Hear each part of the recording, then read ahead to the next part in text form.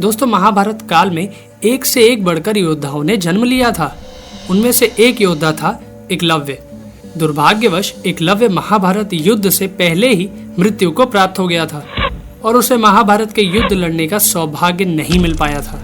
अन्यथा महाभारत में अर्जुन, भीष्म, द्रोण, कर्ण और भीम के समक्ष ही एकलव्य के नाम का भी बखान किया जाता। परंतु फिर भी इतिहास में एकलव्य की वीरता को धनुर्धारी अर्जुन के समक्ष ही बताया गया है। दोस्तों, कौन था ये वीर एकलव्य और किसने उसका वध किया था? आज हम अपने इस एपिसोड में इसी के बारे में बात करेंगे।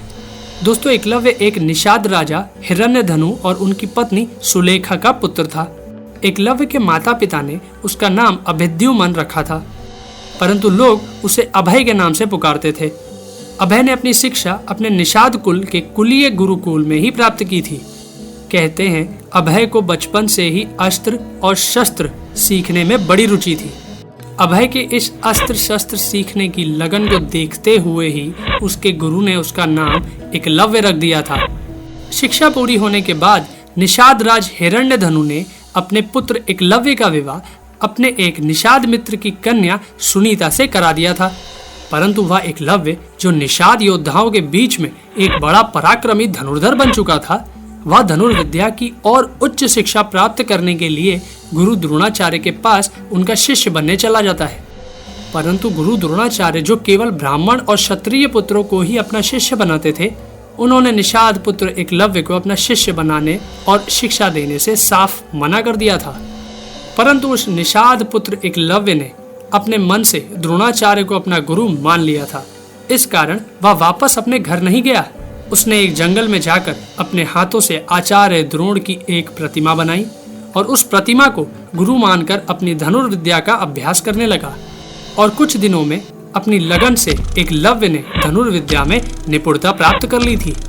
एक दिन एकलव्य अपना अभ्यास कर रहा था, तभी एक कुत्ता उसके पास आया और उसे देखकर जोर जोर से भौंकने लगा। कुत्ते के भौंकने से जब एकलव्य के अभ्यास में बाधा पड़ने लगी, तब एकलव्य ने अपने बाणों से उस कुत्ते का मुंह इस तरह बंद कर दिया कि उससे कुत्ते को कोई नुकसान भी नहीं पहुंचा। वह कुत्ता आचार्य द्रोण का था, इसलिए वह भागकर द्रोणाचार्य के पास आया।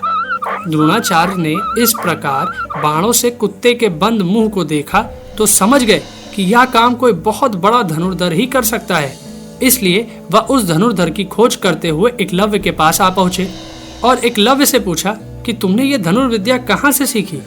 तब एकलव्य ने उनकी प्रतिमा की तरफ इशारा करते हुए कहा कि मेरे गुरु तो आप ही हैं। यह देखकर द्रोणाचार्य ने स्वार्थवश एकलव्य से गुरु दक्षिणा में उसके दाएं हाथ का अंगूठा मांग लिया था, जिससे वह अर्जुन से बड़ा धनुर्धर ना बन सके। और गुरु भक्त एकलव्य ने अपना अंगूठा काटकर आचार्य द्रोण के चरणों में रख दिया था। लेकिन एकलव्य बिना अंगूठे के भी धनुर्विद्या में इतना माहिर हो चुका था कि एक बार वह जब जरासंध की सेना की तरफ से मथुरा पर आक्रमण करता है तो अपने बाणों से यादव सेना को तहस नहस कर देता है।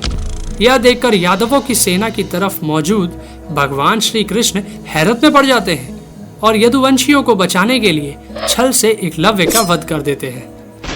दोस्तों, एकलव्य का एक बड़ा ही वीर पुत्र था केतुमान, जिसने कौरवों की तरफ से महाभारत में युद्ध लड़ा था और महाबली भीम के साथ युद्ध करता हुआ वीर गति को प्राप्त हुआ था।